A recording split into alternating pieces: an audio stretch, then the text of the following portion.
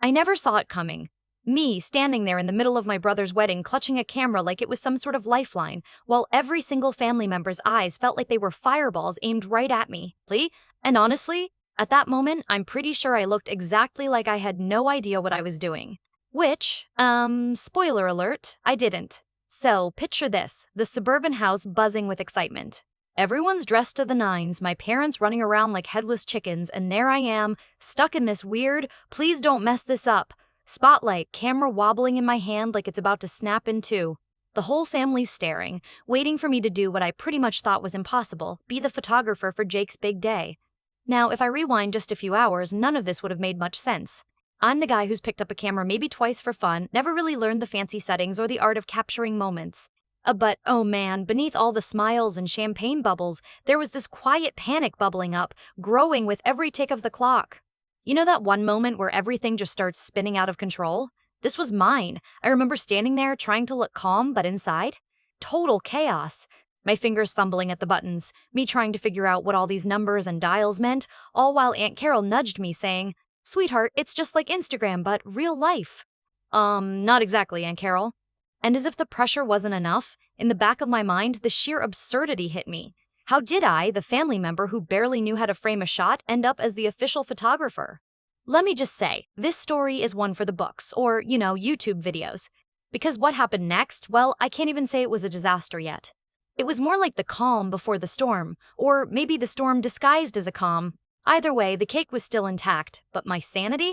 That was definitely hanging by a thread. So yeah, that's where it all started. Me, a camera in hand, the entire family watching, and a feeling creeping in that this wedding was about to become way more interesting than anyone expected. And if you think that's weird, wait until you hear how it all went down. Jake, my younger brother, has always been the kind of guy who kind of skirts the edges of responsibility. Nothing malicious, just distracted. So when he and Lily decided to get married, everyone kind of expected a laid-back, we'll figure it out vibe to follow. Which would be cool if it wasn't their actual wedding day. Now, here's the kicker. A day or so before the wedding, my parents found out that Jake totally forgot to book a professional photographer. Like, just plain forgot. I mean, with all the planning and chaos of wedding prep, you'd think that was a biggie, right? But somehow it slips through the cracks. When Mom first dropped the bomb, I saw her face go pale, the kind of look that makes you realize the thing she's worried about is serious. Dad flipped the wedding planner's contacts open, trying to scramble for last-minute options, but everything was booked solid. So, in true family fashion, the next logical step was pretty clear. You have a camera, don't you? Mom asked me, her eyebrows raised like she was daring me to say no. And honestly, I wanted to say no. I wanted to throw up my hands and say, no, I'm not the family photographer, but then I caught Jake giving me this sheepish grin that said, please don't ruin this for me. So, there I was, apparently the emergency backup photographer. The stakes? Oh, just a little thing like capturing the most important day in my brother's life without turning it into an Instagram disaster. Yeah, totally pressure-free. The truth was, I barely knew how to use my own camera beyond just point and shoot. I had played around with it a handful of times, but all those settings like ISO, aperture, shutter speed, they might as well have been ancient hieroglyphics. And all those suggested lenses? I didn't even own more than the basic kit lens. The only thing snapping that day was my growing anxiety.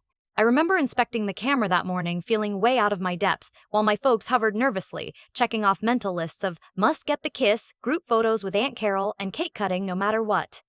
Each time I fought the urge to zone out and hand the camera back like a hot potato. But no way! That would have been the ultimate wedding civil offense. Meanwhile, Jake was strangely chill through it all. I think he knew he'd dropped the ball, but maybe he trusted me, or just didn't want to add more drama by freaking out over pictures. Lily, on the other hand, was an absolute whirlwind of calm organization, reminding us that at least the flowers and music were sorted and, importantly, the caterer finally arrived on time. The whole house was buzzing like a beehive on caffeine. I was stuck with this heavy camera, fingers awkwardly adjusting buttons I barely understood, trying to figure out if I should be in manual mode or if auto would save me from disaster.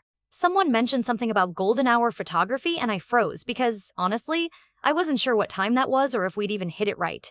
Family members started filtering in, dressed to the nines, all asking me if I was ready or if I knew what I was doing with differing tones, some curious, others suspicious.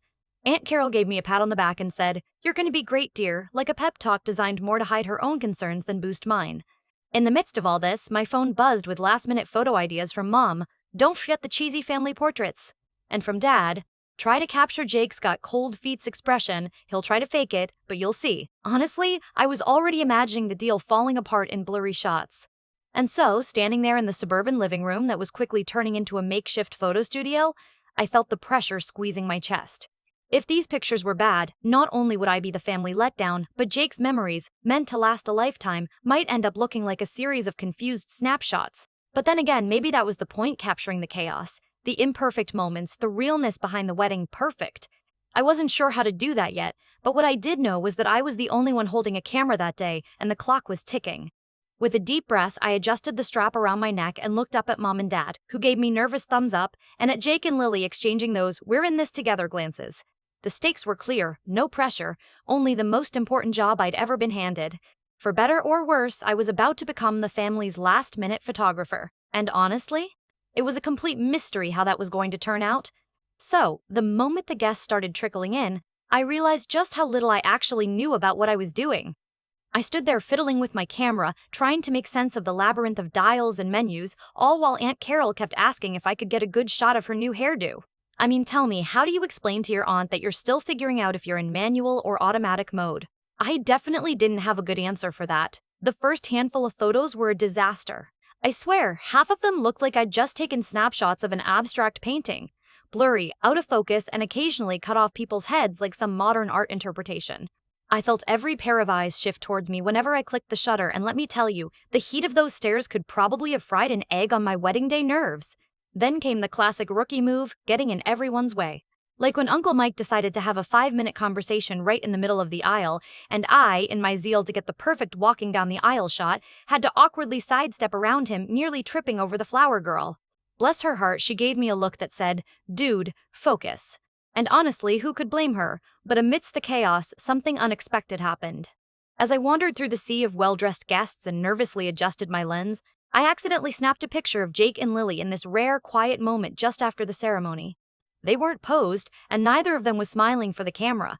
They were just holding hands, their foreheads touching, utterly lost to the rest of the world. It was so genuine, so raw, that when I looked at the photo later, my breath just caught. No professional could have staged that kind of emotion.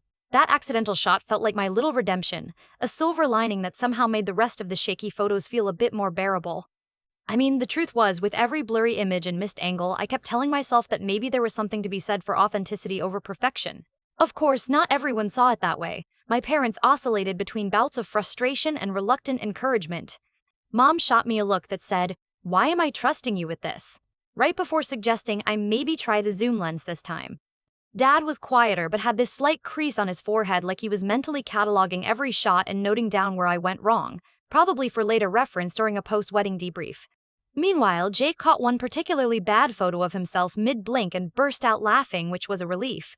I mean, if the groom could laugh at me, maybe there was hope. Lily, ever the calm one, just thanked me for trying with a sly smile that suggested she knew full well that she didn't expect National Geographic standards, but was secretly hoping I would surprise us all. The rest of the day was a blur of capturing flowers too close, awkwardly asking people to look natural, which might have been the hardest part. And juggling the constant upgrades from, "could you move a little to the left?" to "actually, stand there but don't smile too much."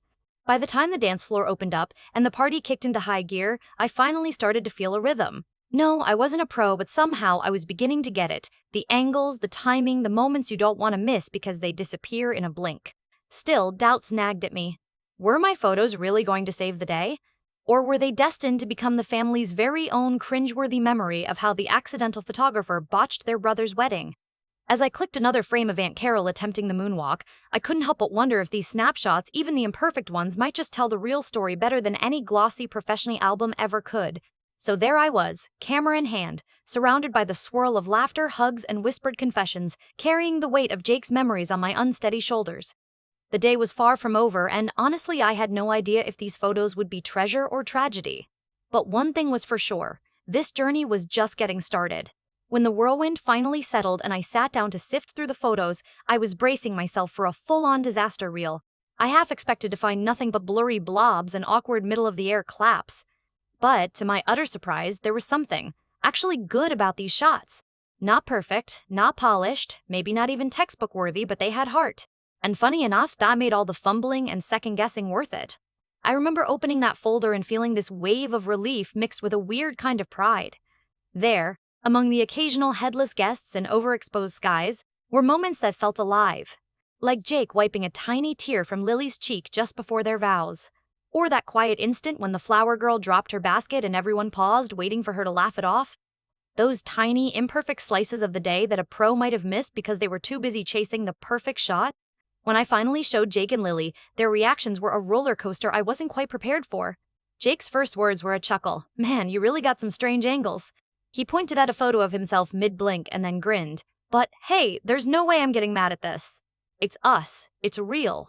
Lily's eyes were a bit glossy as she scrolled, pausing on that accidental capture of their quiet moment. She looked up at me and said, "You caught what I was feeling, not just what was happening." Even Mom softened, her skeptical stare turning into a fond smile. She admitted, "These pictures, they're different from what I expected. Not what a professional would do, but somehow, they feel more like family." Dad, who'd been the quiet judge for most of the day, told me he could see the story unfolding in these frames, imperfections and all. "And Aunt Carol?" She demanded a print of her moonwalk pose, declaring it iconic. As for me, I realized something that night when I finally powered down the camera and leaned back, feeling the weight of everything lift just a little. Being thrown into this chaos unexpectedly wasn't the disaster I'd imagined. It was a crash course in listening to the moment, paying attention to what really mattered, those unscripted flashes of genuine connection. I didn't capture a perfect wedding album, far from it, but I did catch something real, something raw that none of us will ever forget. And honestly, maybe that's what family pictures should be about. Not the flawless poses or flawless focus, but the imperfect, chaotic, beautiful mess that is all of us together. So yeah, maybe I'm not a photographer. Maybe I'll never be. But on that day, with every shaky hand and awkward step, I learned something important about family, pressure, and what it means to simply show up, even when you don't have it all figured out. And somehow, that makes the whole crazy story worth telling.